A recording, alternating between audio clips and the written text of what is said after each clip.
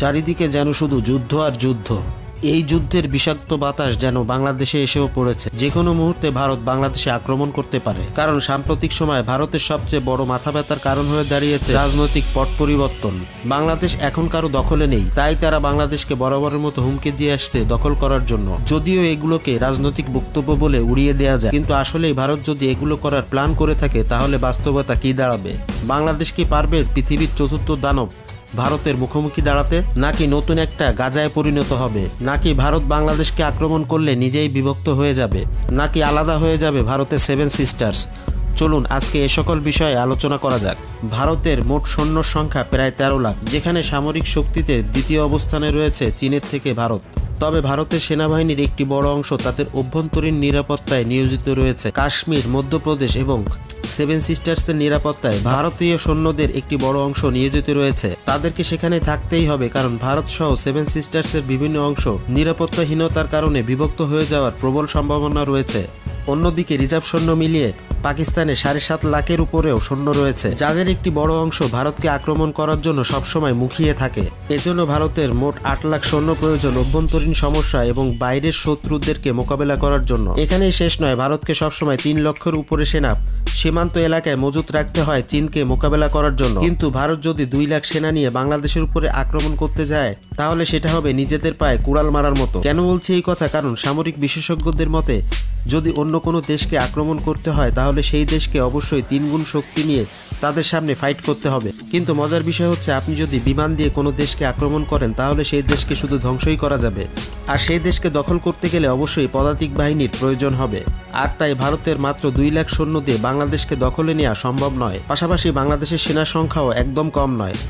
এক্ষেত্রে বাংলাদেশকে দখল করা ভারতের জন্য অত্যন্ত কঠিন হয়ে যাবে। তবে চীন ও পাকিস্তান ভারতীয় সৈন্যদেরকে সীমানা থেকে দূরে রাখার জন্য অস্ত্র দিয়ে সহযোগিতা করার সম্ভাবনা প্রবল হারে বৃদ্ধি পেয়েছে, যা ভারতের জন্য কাল হয়ে দাঁড়াতে পারে। তবে এখানেই কিন্তু শেষ নয়, ভারতের রয়েছে বিশ্বের অন্যতম শক্তিশালী বিমান বাহিনী। তবে মজার বিষয় হচ্ছে, সেখানেও তাদের রয়েছে বেশ দুর্বলতা, কারণ তাদের পর্যাপ্ত বিমান আছে ঠিকই, কিন্তু তাদের লজিস্টিক সাপোর্ট নেওয়ার মতো যোগ্যতা বা দক্ষতা খুব কমই রয়েছে। কারণ ভারতের কাছে মাত্র 10টি হেভিওয়েট বিমান এবং লজিস্টিক সাপোর্টের জন্য রয়েছে মাত্র 30টি বিমান। অথচ ভারতের মতো এই বিশাল দেশে সেনা মোতায়েন এবং রসদ সরবরাহ করার জন্য এই সামান্য কিছু ট্রান্সপোর্ট বিমান তাদের কোনো কাজেই আসবে না। কারণ 2020 সালে চীনের সাথে সংঘর্ষের সময় ভারতের ট্রান্সপোর্ট বিমানের খুব স্বল্পতা দেখা গিয়েছিল। এক্ষেত্রে তাদের 1 সপ্তাহ সময় লেগেছিল সৈন্য সরবরাহ এবং রসদ মোতায়েন করতে। সুতরাং এক্ষেত্রে বাংলাদেশের সাথে যুদ্ধ করতে গেলে ভারতের বিমান বাহিনীর লজিস্টিক সাপোর্ট বাংলাদেশের তেমন কোনো ক্ষতি করতে পারবে না। তবে ভারতের বিমান বাহিনীর কাছে সব মিলিয়ে প্রায় 500টি যুদ্ধ বিমান রয়েছে। সুতরাং এখানে কোনো সম্ভাবনাই নেই বাংলাদেশকে এই সামান্য কিছু বিমান দিয়ে ধ্বংস করে ফেলবে ভারত, কারণ বাংলাদেশের এমন কোনো শক্তিশালী বিমান নেই যা দিয়ে ভারতের ফাইটার বিমানগুলোকে তারা মোকাবেলা করবে। সেই সাথে বাংলাদেশের নেই তেমন কোনো আকাশ প্রতিরক্ষা ব্যবস্থা। তবে এখানেও ভারতের জন্য বিপদ রয়েছে, কারণ ভারতের বেশিরভাগ বিমানই কাউন্টার স্ট্রাইক অপারেশন পরিচালনা করার জন্য অক্ষম। তবে হ্যাঁ, ভারতের কাছে 70টি রয়েছে SU-30, এছাড়াও রয়েছে MiG-21 এবং জাগুয়ার ফাইটার জেট। কিন্তু মজার বিষয় হচ্ছে, এগুলো কিন্তু আধুনিক বিশ্বের কোনো বিমান নয়, এগুলো অনেক পুরনো মডেলের বিমান। ভারতীয় বিমান বাহিনীর একমাত্র অ্যাটাক মিশন বিমান হচ্ছে মিরাজ 2000 এবং ডাসাল রাফায়েল যুদ্ধ বিমান, কিন্তু এদের সংখ্যা প্রয়োজনের তুলনায় খুবই কম।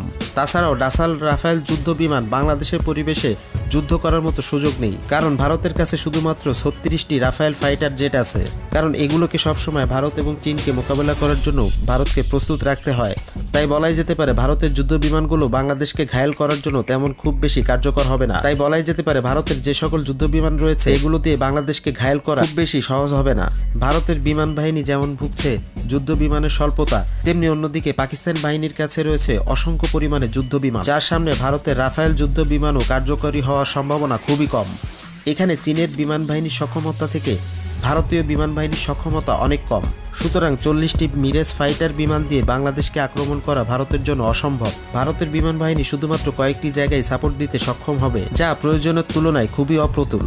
তাছাড়াও গ্রাউন্ড স্ট্রাইক মিশনে মিসাইল সিস্টেমের কারণে নিয়মিত ভারতের যুদ্ধবিমান ধ্বংস হতে থাকবে, যার কারণে ভারত পরাস্ত হয়ে পড়বে। তবে এটাও মনে রাখতে হবে, ধীরে ধীরে বাংলাদেশ পরিণত হবে যুদ্ধক্ষেত্রে, প্রাণ হারাতে থাকবে হাজার হাজার নিরীহ মানুষ। তার মানে এই নয় যে বাংলাদেশের সামরিক শক্তি একদম পিছিয়ে রয়েছে। এখানে বাংলাদেশও মিলিটারি শক্তির দিক থেকে একটি যথেষ্ট শক্তিশালী দেশ। তাছাড়াও বাংলাদেশ সেনাবাহিনী নিত্য নতুন আধুনিক প্রযুক্তির অস্ত্র ক্রয়ের দিকে মনোনিবেশ করছে।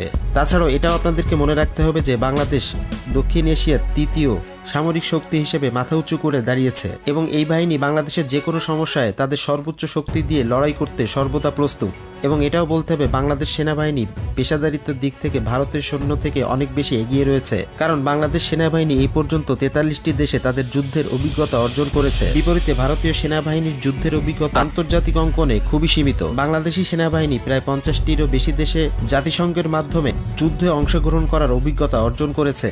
এক্ষেত্রে তাদের দক্ষতা ভারতীয় সেনাবাহিনীর থেকে অনেক বেশি বলাই যায়। তবে ভারত যদি বাংলাদেশকে আক্রমণ করে হয়তো বা বাংলাদেশকে দখলে নিতে পারবে, কিন্তু তারা বাংলাদেশকে ধ্বংসস্তূপে পরিণত করবে, প্রাণ হারাবে হাজার হাজার লক্ষ লক্ষ মানুষ। তবে এজন্য রয়েছে ভারতের জন্য অশনি সংকেত, কারণ সে সময় চীন এবং পাকিস্তান ভারতকে আক্রমণ করতে দ্বিধাবোধ করবে না।